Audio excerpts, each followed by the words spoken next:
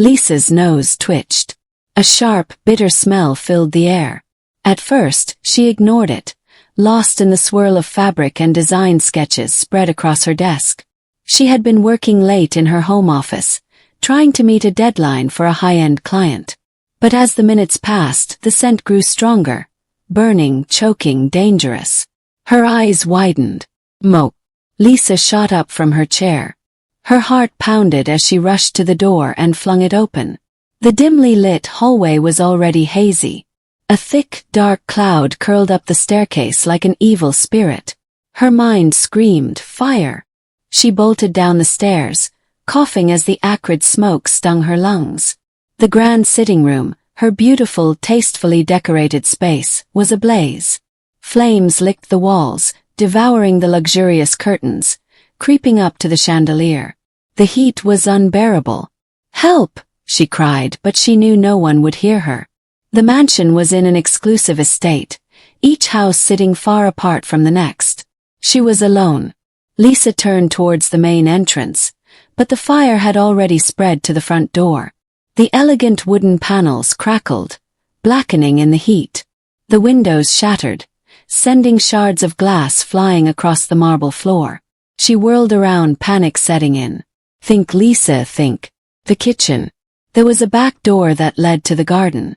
But as she took a step forward, something made her freeze. The fire started in the kitchen. Her mind raced. Lisa knew she hadn't cooked that evening. She had ordered dinner in. There was no reason for a fire to start there. Ugh. A chill ran down her spine, a fear greater than the flames around her. Someone did this. Someone wanted me dead. Pushing that terrifying thought aside, she made a dash for the kitchen, shielding her face from the intense heat. When she reached the back door, she grabbed the handle. It was burning hot. She bit her lip and forced it open. Fresh air rushed in, cooling her burning skin. She staggered into the garden, gasping. The night was dark, but she could see the glow of the fire reflecting off the nearby houses. She had barely caught her breath when she heard a distant explosion, probably the gas tank. The entire kitchen erupted into an inferno. Tears stung her eyes, not just from the smoke, but from the reality sinking in. Someone had tried to kill her. With trembling hands, she pulled her phone from her pocket and dialed. 112, what's your emergency? My house, it's burning. Someone set my house on fire. Lisa choked out, her voice shaking. Ma'am, please stay on the line. Help is on the way. Lisa stood there, barefoot in the damp grass, watching her world go up in flames. Who could have done this? Deep down, she was afraid she already knew the answer. Minutes later, sirens pierced the night. Police cars and fire trucks arrived, their flashing lights illuminating the horror. Firefighters rushed to contain the blaze while an officer approached Lisa, wrapping a blanket around her shoulders. Ma'am, are you hurt? Lisa shook her head. No, but someone did this on purpose. The officer's face turned serious. Do you have any enemies? Anyone who would want to harm you? Lisa opened her mouth, then hesitated. Could she really say it? Could she accuse him? Her hands clenched the blanket tighter. I don't know, she whispered. The officer nodded, writing something down in his notepad. We'll check the security cameras from your neighbors' houses. If someone did this, we'll find them. Lisa shivered.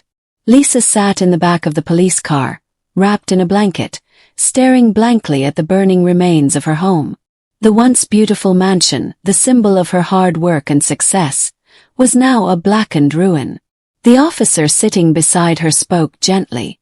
Ma'am, you said you weren't sure who could have done this, but is there anyone you suspect? A jealous rival? An angry employee? Lisa opened her mouth, then closed it. She wanted to say his name, Alex. But how did they get here? How did the man she once loved turn into a person who could do something like this? Her mind drifted back to the beginning, to the days when love was still sweet. Lisa met Alex in college. He was studying engineering and she was studying fashion design. They were young, broke, and madly in love. Their dates were simple. walks in the park, sharing one plate of food at cheap restaurants, watching movies on an old laptop in Lisa's tiny hostel room. Back then, Alex was full of dreams. "One day, I'll be one of the best engineers in this country," he would say, his eyes bright with ambition. "And you, my queen, will own a fashion empire." Lisa would laugh and rest her head on his shoulder. "And we'll be rich," she'd tease. "Very rich," Alex would say, squeezing her hand. "And we'll never have to struggle again." And for a long time that dream seemed real. They graduated, got married, and started building their lives together. Alex got a good engineering job at a top firm. Lisa started small, sewing dresses in their little apartment, taking orders from friends and family. They struggled at first. Lisa's business was slow. Some months, she barely made enough to buy materials. But Alex was supportive. "Don't worry, babe. I believe in you," he would say, handing her money to buy more fabrics. They were a team. Perfect team. But things changed. Lisa's business took off faster than she had expected. One viral post on social media, and suddenly, wealthy clients were lining up to have her design their outfits. She moved from their small apartment to a bigger workspace. Then, in just a few years, she was able to buy their first mansion, a beautiful, luxurious home in one of the richest estates in the city. First, Alex was proud. He would introduce Lisa to his friends and say, "My wife is a big deal now. She designs clothes for celebrities." He would beam with pride as he scrolled through Lisa's Instagram, showing off her work. But then Alex lost his job. The company he worked for downsized and he was laid off. First, Lisa comforted him. "We'll be fine, love. I make enough now. You can take your time and find something new." But months passed, and Alex couldn't find another job. His qualifications were good, but the job market was tough. Slowly, his pride started to crack. Lisa tried to be patient. She would come home after long meetings, exhausted, and still try to cheer him up. "Maybe you should start your own engineering firm," she suggested one evening. "I can even invest." Alex cut her off sharply. "Invest? You think I need your money?" Lisa was taken aback. "No, that's not what I meant. I just want to help." Alex scoffed. "I don't need your help." Lisa let it go. She told herself that he was just frustrated, that he needed time to adjust. But the cracks were growing deeper. First, it was little things. Alex stopped helping around the house. Before, he would cook sometimes, run errands, even help Lisa with small things in her business. But now he refused. "Stop sending me around," he snapped one day. "I'm not your houseboy." Lisa was shocked. "I only asked you to pick up a package from my office." Alex ignored her, scrolling through his phone like she wasn't even there. The next time it was worse. Lisa had a big event, an important fashion show where she was showcasing her new designs. She had worked day and night for weeks. She had invited Alex to come to support her, to stand by her side. But that night he didn't show up. She called him and he didn't answer.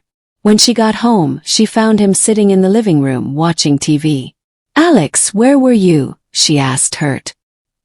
He didn't even look at her. "I went out." Lisa's heart sank. He didn't care.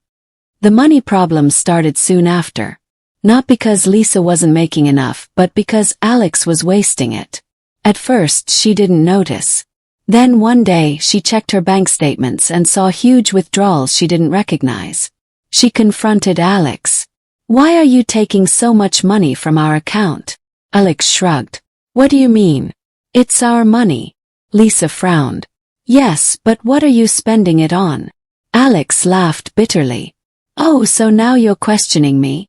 Because you're the breadwinner. That's not what Do you think you're better than me now?" Lisa was speechless. The Alex she knew was disappearing. The man who once held her hand and told her she was his queen now looked at her like she was an enemy. She didn't want to believe it, but something dark was growing in his heart. Lisa sat in her car outside the mansion, gripping the steering wheel tightly. She had spent the entire drive home trying to calm herself down, trying to shake off the sinking feeling in her chest. She didn't recognize Alex anymore. The man she fell in love with, the man who used to dream big, who used to encourage her, was no longer there. In his place was someone bitter, someone resentful, someone who seemed to be angry at her success instead of proud of it. Lisa sighed, rubbing her temples. She had been ignoring the warning signs for too long.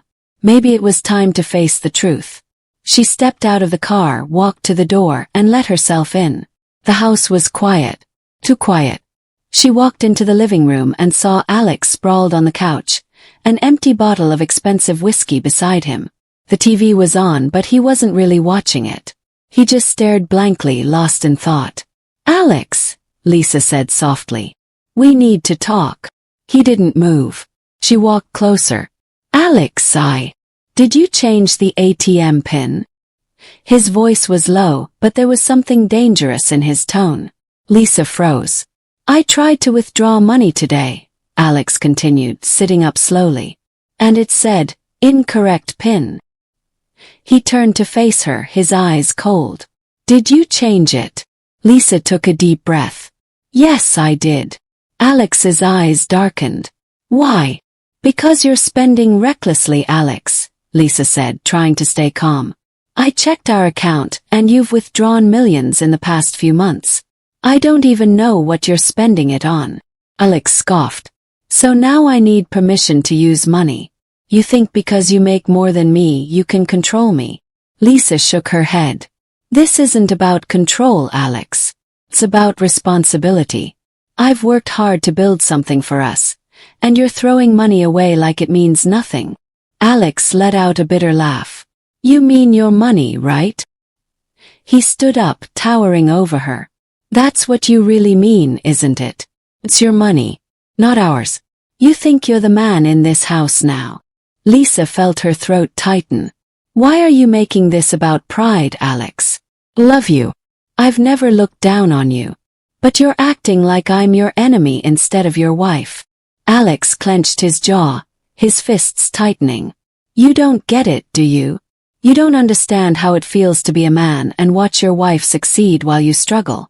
You don't understand what it's like to lose your job and watch your wife buy a mansion." Lisa's heart ached. "Alex, I wanted to build this life with you. But instead of standing by my side, you're tearing me down." Alex shook his head, his expression unreadable. "You should have just stayed small, Lisa. You should have stayed the woman who needed me." Lisa's stomach dropped. What was he saying? That he would rather see her struggle? That he didn't want her to succeed? Before she could respond, Alex grabbed his car keys and stormed out, slamming the door behind him. Lisa stood there, frozen, her hands shaking. She had been in denial for too long. Alex didn't just resent her success. He hated it. Days turned into weeks, and things only got worse. Lisa started getting calls from the bank about unusual transactions. Luxury items, bar tabs, gambling bets, things she knew Alex didn't even care about before. She confronted him again. "Why are you doing this, Alex?" she pleaded. "Do you want to ruin me?" Alex smiled, a cruel smirk on his face. "I just want to remind you that money comes and goes, Lisa. One day you'll fall. And when you do, you'll remember what it felt like to need me." Lisa's heart shattered. He wanted her to fail. That night, she sat alone in her home office, staring at her reflection in the glass window. Tears filled her eyes. How had they come to this? Lisa had an important charity gala to attend. She was being honored for her contributions to the fashion industry, and many of her high-profile clients would be there.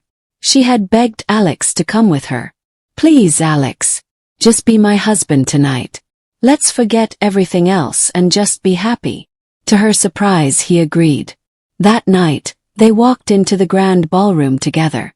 Lisa was stunning in a custom-made dress, and Alex looked handsome in his tailored suit. For the first time in months, Lisa felt a glimmer of hope. Maybe they could fix this. Maybe things could go back to how they were. But then, halfway through the event, Alex disappeared. Lisa found him at the bar, buying drinks for a group of strangers. He was drunk, laughing loudly, throwing money around like it meant nothing. Lisa's face burned with embarrassment. She rushed over and whispered, "Alex, what are you doing?" Alex grinned lazily. "Relax, Madam Breadwinner. I'm just having fun." Lisa grabbed his arm. "You're making a scene." Alex yanked his arm away. "Oh, so now you care about your reputation more than your husband." He turned to the people around him. "You see this woman? She used to be my wife. Now she's my boss." Lisa felt tears prick her eyes. People were staring. Her business partners. Her clients. Everyone. She turned and walked away, her heart breaking. That was the moment she knew. Alex didn't love her anymore. And worse, he didn't even respect her. The next morning, Lisa sat across from Alex at the breakfast table.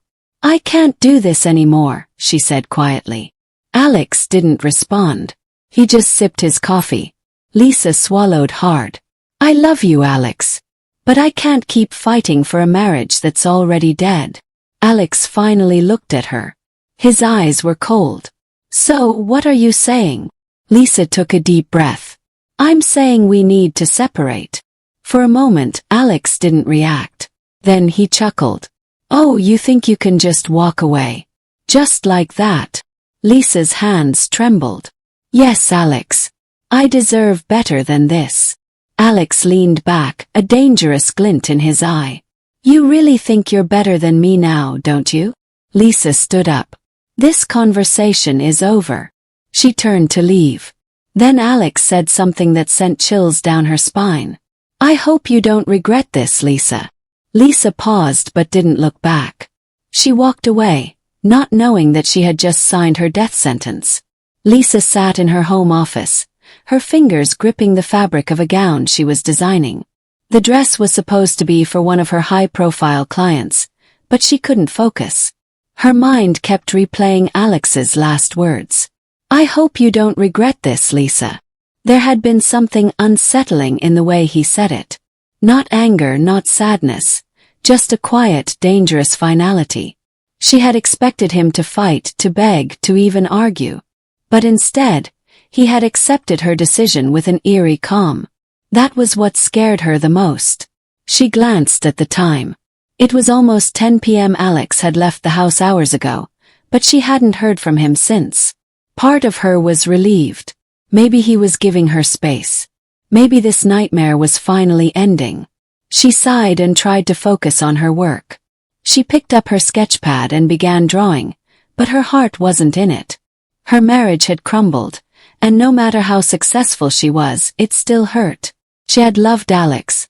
She had built a life with him, dreamed of a future together. But now she had to let go. Alex sat in his car, parked a few streets away from the mansion.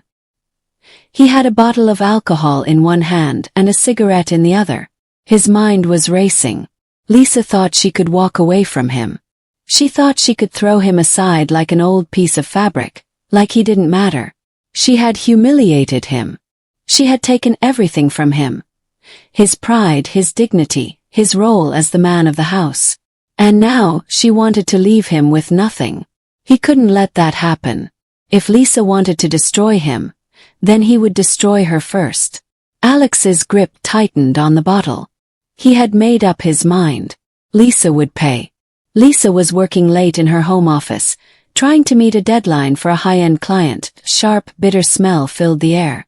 At first, she ignored it, lost in the swirl of fabric and design sketches spread across her desk, but as the minutes passed, the scent grew stronger. Burning, choking, dangerous. Her brows furrowed. What was that? Then it hit her. Lisa's heart started pounding. Her eyes widened. Mope. Lisa shot up from her chair. Her heart pounded as she rushed to the door and flung it open. The dimly lit hallway was already hazy. A thick, dark cloud curled up the staircase like an evil spirit. Mope. Panic gripped her chest. She rushed to the stairs, but as she looked down, her blood ran cold. Flames. Fire was spreading rapidly across the grand sitting room, climbing up the curtains, licking at the furniture. Lisa gasped and covered her mouth. Her house was on fire. Her home was burning. She spun around trying to think. She needed to get out. But how? The fire was already blocking the main entrance. Her mind raced. Back door. Lisa turned and sprinted down the hallway, her lungs burning from the thickening smoke. She reached the kitchen, but the heat was unbearable. Flames were crawling up the walls, the countertops melting under the heat. This fire didn't start by accident. Someone had done this. And deep down she knew exactly who. But she had no time to think. If she didn't get out now, she would die. She ran to the back door and pulled at the handle. Lisa's stomach twisted in terror. "Mo, mo, mo." She turned, coughing violently, and grabbed a chair. With all the strength she had, she smashed it against the glass window. The first hit didn't break it. Neither did the second. But on the third strike the glass shattered. Lisa didn't hesitate. She climbed through the broken window, ignoring the glass cutting into her skin, and fell onto the grass outside. Gasping for air, she crawled away from the house, feeling the heat scorching her back. Then, just as she turned to look, a loud explosion ripped through the house, sending flames shooting into the sky. Lisa flinched, covering her head as debris rained down. She lay there, shaking, trying to process what had just happened. Her home was gone. And the man she once loved had tried to kill her. Minutes later, sirens filled the night. Police. The fire department. The neighbors. Lisa sat on the ground, still trembling, as officers swarmed the scene. She heard someone asking, "Do you have any idea who could have done this?" Lisa swallowed hard. She didn't want to believe it. She didn't want to say it. But the truth was staring her in the face. She turned to the officer, her voice barely above a whisper. "My husband." The officer's eyes widened. "Are you sure?" Lisa nodded, tears streaming down her face. "Check the neighbor's CCTV. He's the only one who had a reason to do this." The officer exchanged a look with his partner. "We'll investigate immediately." Lisa hugged herself, rocking slightly. She was alive. But something inside her had died. The part of her that had once believed in love, in forever, in happily ever afters. That part was gone.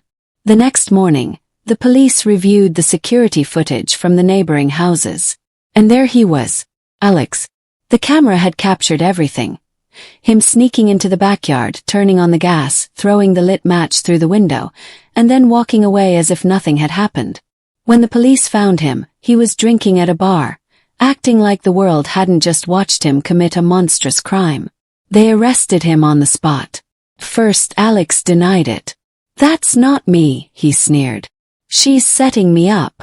But when they showed him the footage, his face darkened. He had nothing left to say. Lisa sat outside the police station, watching as they dragged Alex away in handcuffs. He turned to look at her, his eyes full of something she couldn't quite name. Regret, rage, or was it just emptiness? She held his gaze, her heart heavy. Then, for the first time in a long time, she spoke the words she had been afraid to say. "It's over, Alex." She turned and walked away, not looking back. She had lost her home. She had lost her marriage. But she had gained something far more important. Her freedom. Lisa sat in the courtroom, her heart pounding as the judge delivered the final verdict. Alexander Carter, for the charges of attempted murder, arson, and reckless endangerment, this court finds you guilty. You are hereby sentenced to 25 years in prison without the possibility of parole. A wave of silence swept through the courtroom. Lisa closed her eyes, exhaling slowly. It was over. Alex clenched his fists, his face unreadable. He turned to Lisa, his eyes dark with something between hatred and regret. "Are you happy now?" he spat. Lisa met his gaze with steady calm. "No, Alex. I'm not happy. But I'm finally free." The bailiffs led him away in handcuffs. His once proud shoulders slumped. Lisa watched until he disappeared through the doors. Then she turned and walked out of the courtroom, into her new life. The weeks that followed were the hardest of Lisa's life. Her mansion was gone, reduced to ashes. Everything she had built, everything she had worked for, destroyed in a single night. But she was still alive. And that was enough. The news of the fire and Alex's arrest spread like wildfire. The tabloids had a field day, but Lisa refused to let it break her. Instead of hiding in shame, she stood tall. She spoke about her experience, about the dangers of toxic relationships, about the pain of loving someone who couldn't handle your success. And the world listened. Her story inspired many. Women who had once dimmed their light to make others comfortable, who had sacrificed their dreams for love. Lisa became more than a fashion designer. She became a symbol of strength. 6 months later, Lisa sat in her new boutique, looking out the large glass windows. Her new store was smaller than her old one, but it was hers. The fire had taken many things from her, but it had also given her something precious: clarity. She had spent so much time fighting to save a marriage that was already dead. Now she was finally living for herself. A soft knock at the door pulled her from her thoughts. "Come in," she called. The door opened, and Naomi, her best friend, walked in with a bright smile. "Grand opening day. Are you ready?" Naomi asked, holding up a bottle of champagne. Lisa laughed. "More than ready." They popped the champagne, laughing as they toasted to new beginnings. Lisa looked around the boutique, at the racks of beautiful dresses, at the clients pouring in. She had lost so much. But she had gained something even greater, herself. That night, Lisa sat by her bedroom window, staring at the city lights. She thought about Alex, about how love had turned to resentment, how jealousy had turned to hatred, how a man she once trusted had tried to destroy her. She had learned the hardest lesson of all. Some people don't want to grow with you. They just want to keep you small so they can feel big. But Lisa would never be small again.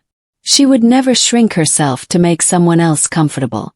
She was Lisa Carter, and she was unstoppable.